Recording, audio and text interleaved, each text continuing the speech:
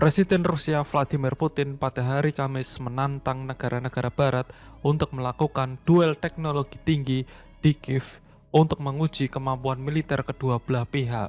Putin berbicara pada konferensi pers tahunan akhir tahun, juga mengatakan bahwa ia siap untuk bekerja sama dengan Presiden Amerika Serikat terpilih Donald Trump untuk mengakhiri perang di Ukraina yang dimulai oleh Kremlin hampir 3 tahun yang lalu. Dalam salah satu momen yang paling menarik perhatian dalam sesi maraton di Moskow, Putin mengklaim bahwa sistem pertahanan udara barat tidak mampu mencegat rudal hipersonik Orensik Rusia yang baru dan menantang untuk berduel. Tidak ada peluang untuk menembak jatuh rudal-rudal ini, kata Putin. Jika Barat memiliki keraguan tentang kemampuan rudal tersebut, mereka dapat menyebutkan target di Kiev yang dilindungi oleh semua senjata pertahanan udara yang tersedia yang kemudian akan menjadi sasaran Orensik, kata Putin. Ini akan menjadi eksperimen duel teknologi tinggi abad ke-21.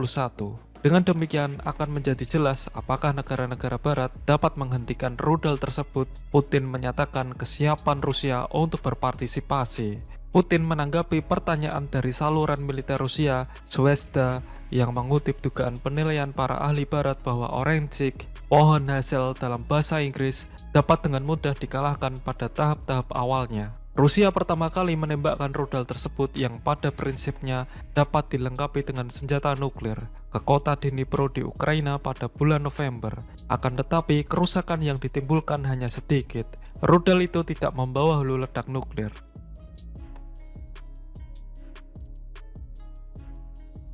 Putin mengatakan bahwa ia juga siap untuk membuat konsesi atas Ukraina dalam pembicaraan yang mungkin terjadi di masa depan dengan Trump yang akan kembali ke Gedung Putih pada tanggal 20 Januari. Politik adalah seni berkompromi, kata Putin, pemimpin Rusia yang telah lama berkuasa tanpa memberikan rincian tentang isu-isu yang mungkin bisa ia jadikan landasan.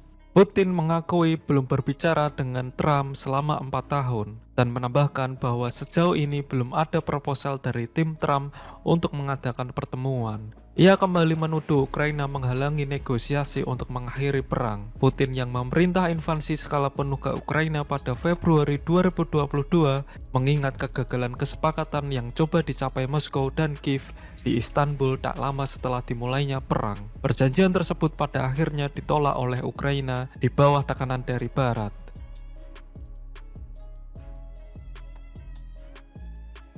Putin kemudian mengklaim bahwa Presiden Ukraina Volodymyr Zelensky bukanlah mitra yang sah untuk menyelesaikan negosiasi perdamaian. Hanya parlemen Ukraina, Verkhovna Rada, dan ketuanya yang sekarang berwenang untuk menandatangani perjanjian damai. Karena invasi yang sedang berlangsung dan pendudukan sebagian besar wilayah Ukraina, Zelensky tetap berkuasa lebih lama dari yang diperkirakan selama masa damai. Ia membatalkan pemilihan presiden yang dijadwalkan akan diadakan pada tahun 2024 dengan alasan darurat militer.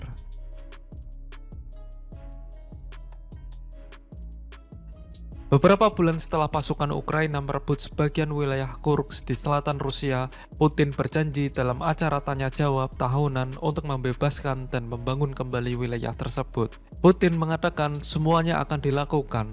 Namun, Putin jelas enggan memberikan jawaban konkret kepada seorang warga setempat yang bertanya kapan penduduk dapat kembali ke rumah mereka dan kerusakan akibat perang akan diperbaiki. Putin tidak dapat menentukan tanggal, tetapi Putin memastikan pasukan Ukraina akan diusir dari Kursk. Ribuan tentara Ukraina telah menduduki puluhan desa di wilayah yang berbatasan dengan Ukraina Utara sejak awal Agustus. Para pemimpin di Kiev mengatakan bahwa operasi Kursk memperkuat posisi mereka dalam negosiasi di masa depan untuk mengakhiri perang. Setelah wilayah tersebut dibebaskan, semua kerusakan akan dinilai, kata Putin, dan memastikan bahwa jalan dan infrastruktur akan dipulihkan. Semuanya akan dibangun kembali. Sesi tanya-jawab untuk para jurnalis digabungkan pada hari Kamis dengan program televisi hasil tahunan ini, di mana warga negara dapat mengajukan pertanyaan mereka sendiri kepada presiden.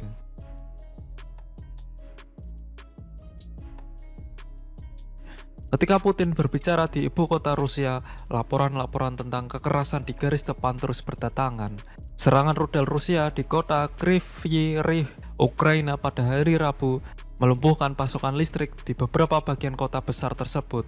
merusak gedung-gedung bertingkat, dan sebuah rumah sakit, demikian ungkap pihak berwenang setempat. Sementara itu, Pertahanan Udara Rusia menangkis serangan 84 pesawat tak berawak Ukraina di beberapa wilayah negara itu dalam semalam. Kementerian Pertahanan di Moskow mengatakan pada Kamis pagi, hanya di wilayah Rostov Selatan yang berbatasan dengan Ukraina, 36 drone dikatakan telah hancur. Pihak berwenang di sana mengatakan bahwa sebuah kilang minyak di kota Novosatinsk terkena puing-puing yang berjatuhan, menyebabkan kebakaran yang dengan cepat dipadamkan.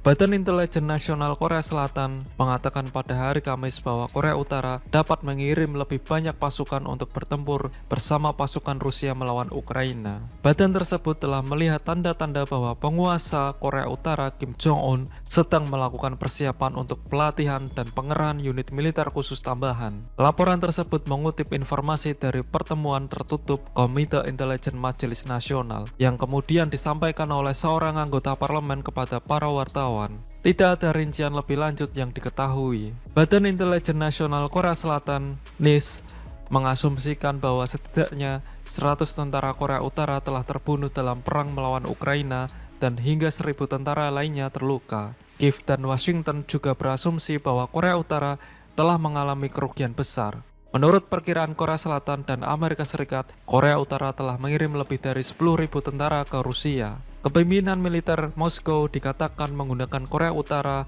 terutama dalam pertempuran untuk merebut kembali wilayah Kursk yang diduduki Ukraina.